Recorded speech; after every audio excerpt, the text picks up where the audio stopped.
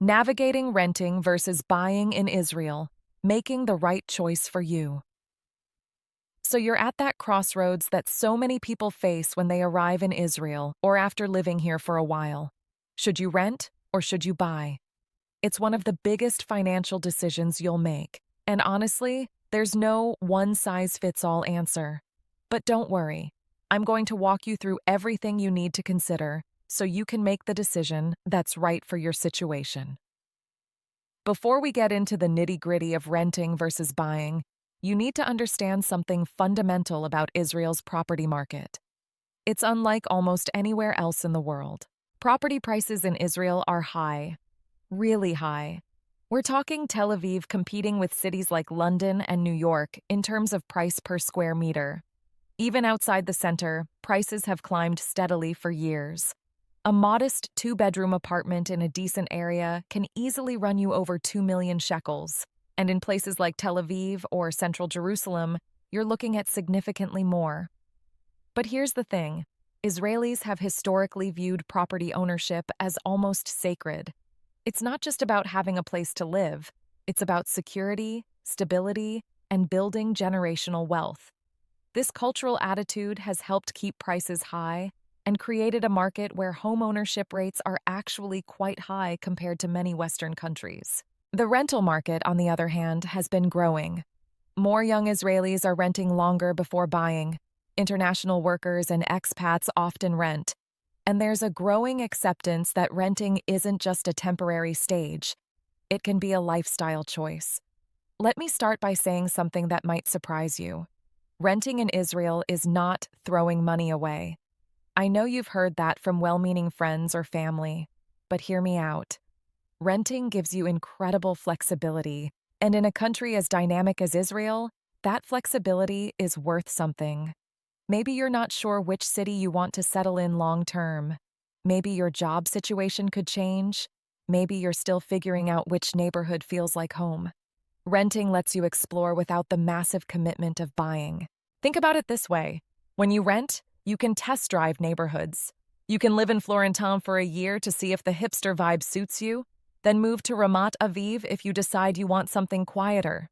Try Jerusalem to experience the historical and spiritual atmosphere, then head to Haifa if you prefer a more relaxed pace. This kind of flexibility is impossible when you own. From a financial perspective, renting means your upfront costs are much lower. Yes, you need a deposit, typically 1 to 3 months' rent, and maybe an agent's fee. But compare that to a down payment on an Israeli apartment, which is usually at least 30% of the purchase price. On a 2 million shekel apartment, that's 600,000 shekels. That's a huge difference. When you rent, you're not responsible for major repairs or maintenance. The boiler breaks? That's the landlord's problem. Roof needs fixing? Not your concern.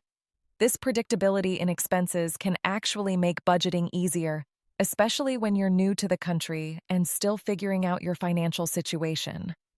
Renting also means your money isn't tied up in a single asset. That down payment money, hundreds of thousands of shekels, could be invested in other ways. Maybe in your business, maybe in diversified investments, maybe in international markets. And let's be honest about something else. Not everyone can get a mortgage in Israel, especially if you're new to the country. Banks here are pretty strict about lending. They want to see stable income, preferably from an Israeli employer, a solid credit history, and that hefty down payment. New immigrants often struggle to qualify, at least initially. Renting gives you time to establish yourself financially. Now let's talk about why so many Israelis are obsessed with buying property. Because there are genuinely good reasons. The most obvious one is equity. When you pay rent, that money goes to your landlord. When you pay a mortgage, you're slowly but surely buying your own property. Yes, a big chunk of those early payments goes to interest, but unlike rent, you're building toward ownership of an asset. And in Israel, that asset has historically appreciated in value.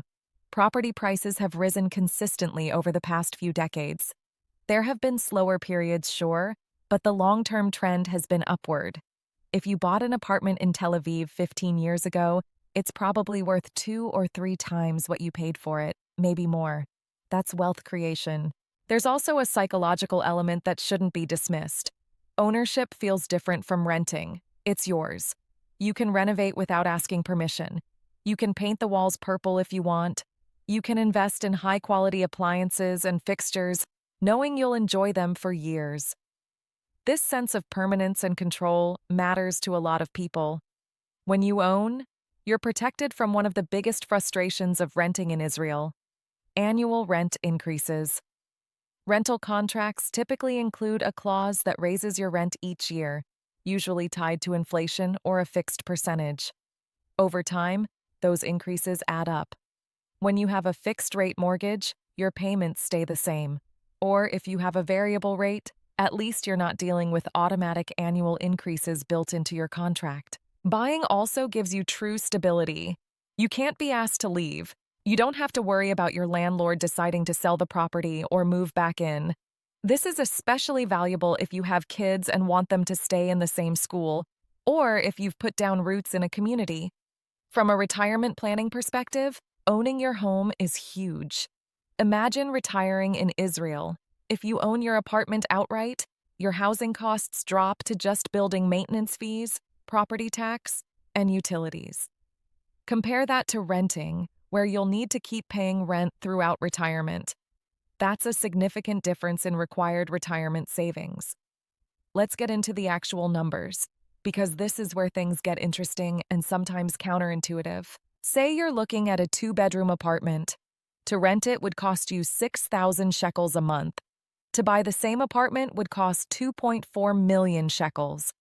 You'd need at least 720,000 shekels for the down payment, 30%, and you'd take a mortgage for the remaining 1.68 million. With current mortgage rates in Israel, let's say around 4 to 5%, your monthly mortgage payment on that 1.68 million loan would be somewhere around 7,500 to 8,500 shekels, depending on the terms.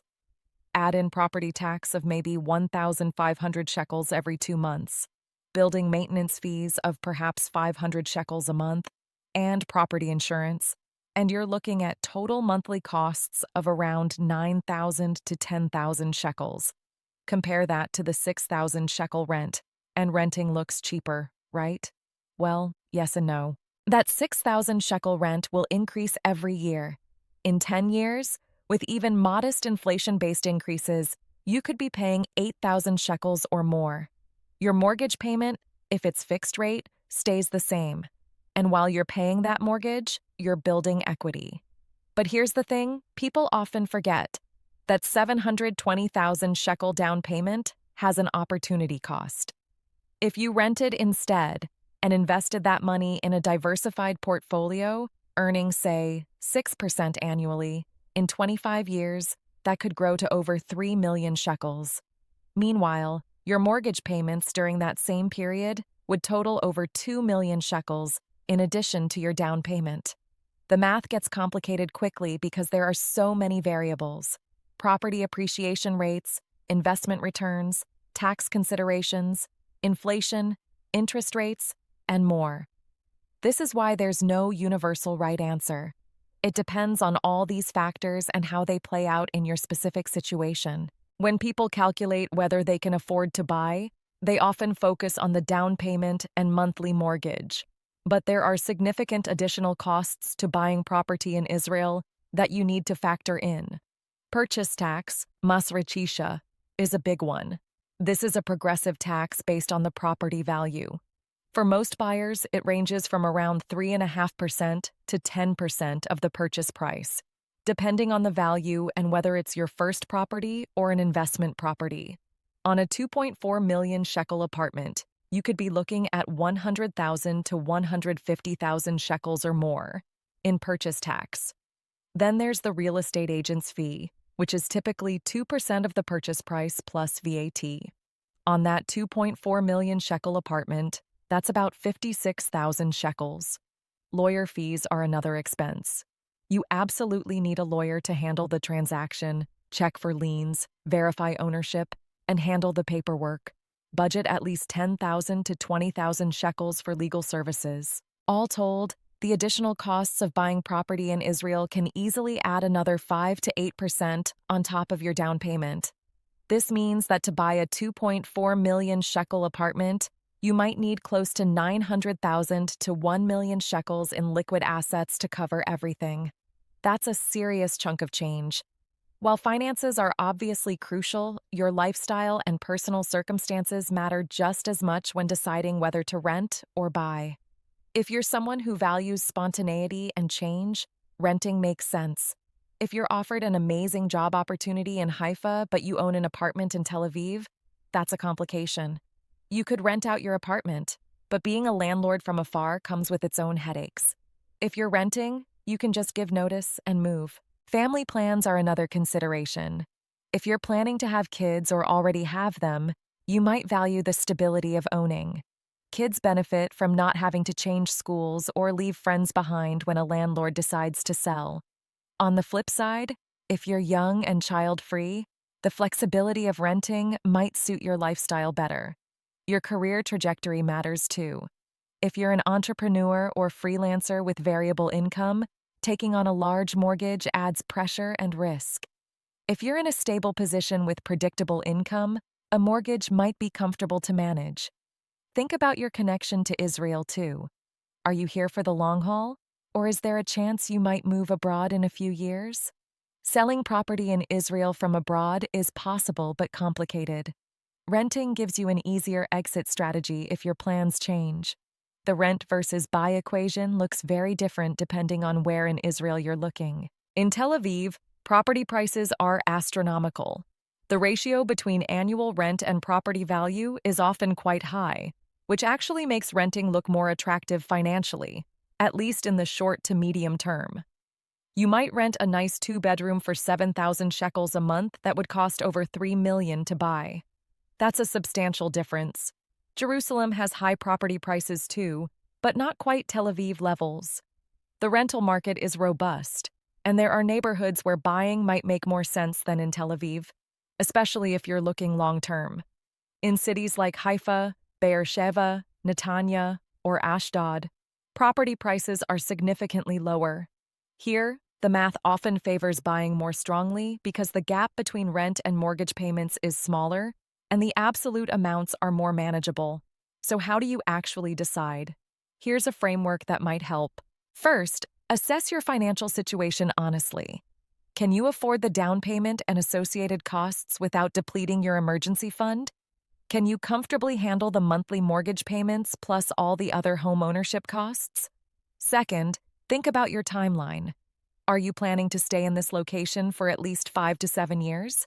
That's generally the minimum time frame for buying to make financial sense because of the transaction costs involved in both buying and selling. Third, consider your life stage and plans. Are you established in your career? Planning to start or grow a family? Expecting any major life changes in the near future? Fourth, evaluate your priorities. Do you value flexibility and freedom from maintenance responsibilities more than building equity and having control over your space? There's no right answer here. It's about what matters to you. Fifth, run the numbers for your specific situation. Use calculators, talk to a financial advisor, and be realistic about all the costs and potential outcomes. And finally, trust yourself. You'll hear a million opinions from family, friends, colleagues, and random people at parties who think they're real estate experts. Listen politely, gather information, but ultimately make the decision that feels right for your circumstances. Let's acknowledge something that doesn't get talked about enough. This decision is emotional, not just financial. Buying a home in Israel, especially for new immigrants, can feel like a declaration of permanence. It's saying, I'm here to stay. For some people, that's exciting and affirming. For others, it's scary or premature. There's also FOMO to contend with, fear of missing out. When all your friends are buying and property prices keep rising, it's easy to feel panicked that you're being left behind. But making a major financial decision based on FOMO is never a good idea. Here's what I want you to take away from all of this. There is no universally correct answer to the rent versus buy question in Israel. Anyone who tells you there is, whether they're pushing you to buy or arguing that renting is always better, is oversimplifying. Your decision needs to be based on your financial situation, your life stage, your goals, your values, and your circumstances. What's right for your colleague or your sister or your neighbor might not be right for you, and that's okay. Don't let cultural pressure or social expectations drive a decision this important. Don't let FOMO make you rush into buying before you're ready. But also, don't let fear of commitment keep you renting forever if buying actually makes sense for your situation. Do your homework. Run the numbers honestly. Think about where you'll be in 5, 10, 20 years. Talk to people you trust. Consider consulting with a financial advisor who understands the Israeli market. And remember, whether you rent or buy, what matters most is that you have a home, a place where you feel comfortable and secure, where you can build your life in Israel. That's more important than whether your name is on a deed or a rental contract. Make the decision that feels right for you today, with the information you have today, knowing you can reassess as your life unfolds. Welcome to the adventure of making a home in Israel, however you choose to do it.